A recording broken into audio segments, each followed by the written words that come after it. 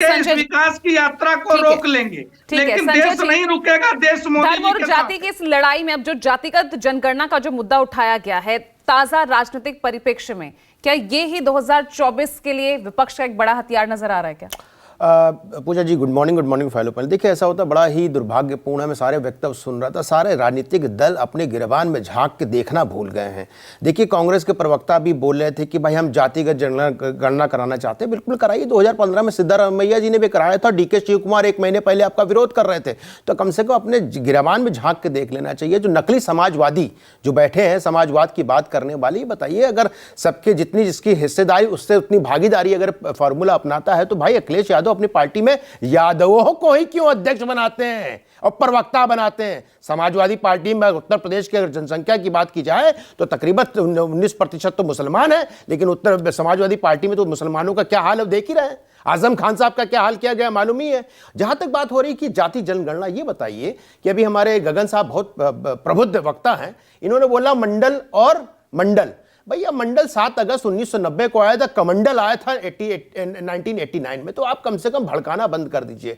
देखना ये होगा किसी भी जाति, जितने भी समाजवादी, नकली समाजवादी जो समाजवाद की बात करने वाले हैं वो परिवारवादी हैं। ये बताइए, अपने परिवार को छोड़ के इन्होंने किसी भी जात को बनाया, किसी भी वर्ग को बढ़ाया? SC ST की बात करने वाले कभी कुछ बनाया? आप देख लीजिए, मैं पूरा रिकॉर्ड दे रहा हूं, कांग्रेस का हो चाहे समाजवादियों का, सिवाय उच्च जाति और अपनी जाति छोड़ के इन्होंने किसी का भला नहीं किया। बाबू जगजीवन राम का आपने हाल देखा था क्या हुआ था कांग्रेस में? सीताराम केसरी का हाल देखा था क्या हुआ था कांग्रेस में? ये कांग्रेस वाले क्या जाति की बात करने वाले हैं? 1953 में आया था काका केलकर कमीशन और चाचा जी सो गए थे 55 में। राजनीति से परे अगर जनगणना होती है तो जो शोषित वंचित वर्ग है उसी तक तो लाभ पहुंचेगा ना। शोषित वंचित वर्ग की बात अगर आती है, सेंसेक्स 2011 में हुआ था, लास्ट सेंसेक्स 2021 वाला आ नहीं पाया है। उसमें तकरीबन 4 लाख जातियां गिनती गई थी। बताइए, प्रदेश में कौन सी 4 लाख जातियां हैं? हमें तो नहीं समझ आता 4 लाख जातियां कैसे हो सकती हैं।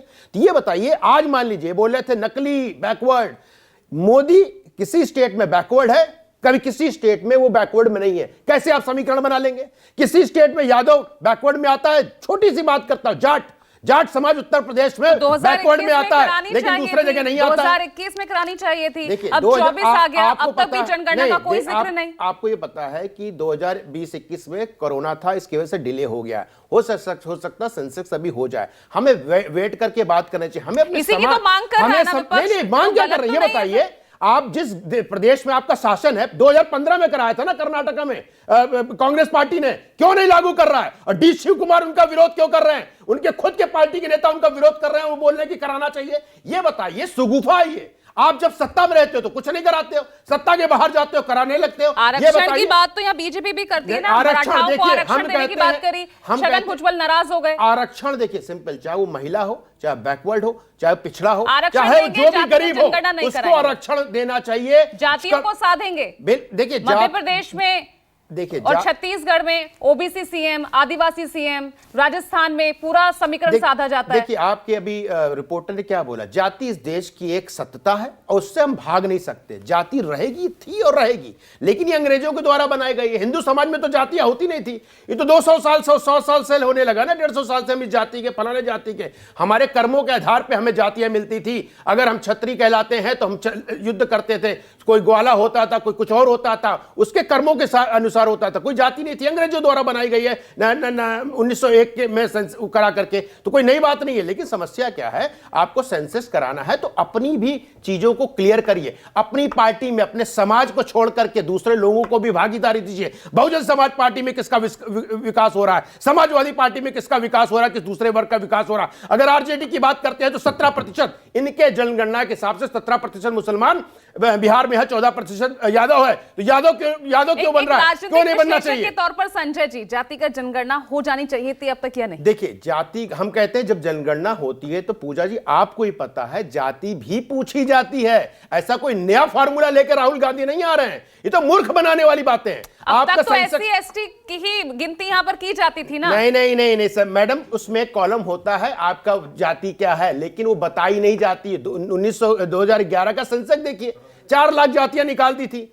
बैकवर्ड में पता नहीं कितनी जातियां निकाल दी थी। तो ये समझना चाहिए, अगर आपको जनगणना करना है तो बैठ के सबके साथ मंत्रणा करनी पड़ेगी। मंत्रणा करके एक चीज बनाइए, जो भी गरीब हो, किसी भी वर्ग का हो, समाज का हो, धर्म का हो, उसको आरक्षण दीजिए ना, उसको आगे बढ़ाइए। सिर्फ बोल देना कि हम बैकवर्ड हैं लेकिन हम अपने दूसरों को सत्ता नहीं देंगे, सिर्फ अपने परिवार को देंगे। अरे बार बार मुलायम सिंह की बात, अखिलेश यादव की बात कर रहा हूं, क्यों नहीं देते दूसरे समाज को, क्यों नहीं देते अखिलेश यादव या आरजेडी के नेता? मनोज जी बोले। जी ने बड़ी अच्छी बातें रेज की थी, इनका धन्यवाद दूंगा सुबह सुबह। और वो जो विप्लव ने जलेबी बनाई थी वो इनको स्वागत के लिए इनको परस दी गई है। मैं इनसे पूछना चाहता हूं, एक कुंवारे प्रधानमंत्री बीजेपी ने दिए, एक पत्नी छोड़ प्रधानमंत्री दिए, गृह मंत्री हैं, तो क्या बीसीसीआई में वहां पे क्रिकेट वाले वहां पे प्यून का काम करते हैं? रुके प्यून का काम करते हैं क्या? और राजनाथ सिंह के बेटे क्या उत्तर प्रदेश की विधानसभा में झाड़ू लगाते हैं क्या? है ना परिवारवाद। जब बच्चा पैदा करोगे ना तभी तो मोह होगा, जब पैदा ही नहीं करोगे तो क्या मोह होगा? शादी करोगे तभी तो परिवार का मतलब होगा। पत्नी छोड़ने से कोई परिवार का मतलब नहीं। आपके भी नेता ने एक पत्नी छोड़ के रखी थी, पता है कि नहीं? मनोज जी, सुधा जी को जानते हैं कि नहीं जानते? नहीं, दूसरों की पत्नियों को भी रखे थे।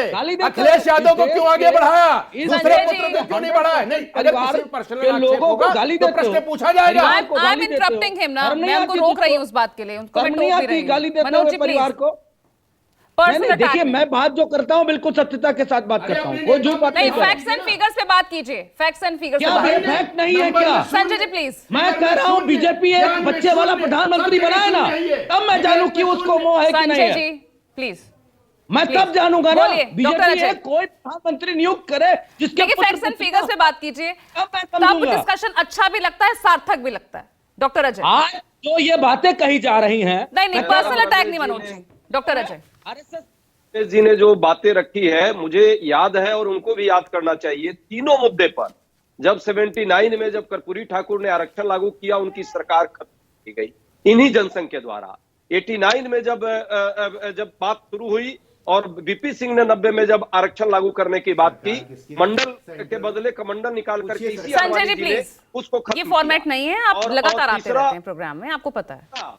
जब अभी समाजवादियों की आंदोलन की बात आई थी बिहार में, जातीय जनगणना पीक पे था, नीतीश कुमार को कहीं ना कहीं अपने पाले में लेकर के और समाजवादियों की सरकार खत्म करने का काम किया है। ये जातीय जनगणना के विरोधी लोग हैं, जातीय उत्थान के विरोधी हैं और दुर्भाग्य से ग्रसित लोग हैं। ये स्पष्ट दिखता है। वही मैंने सवाल पूछना डॉक्टर अजय, अगर ये सब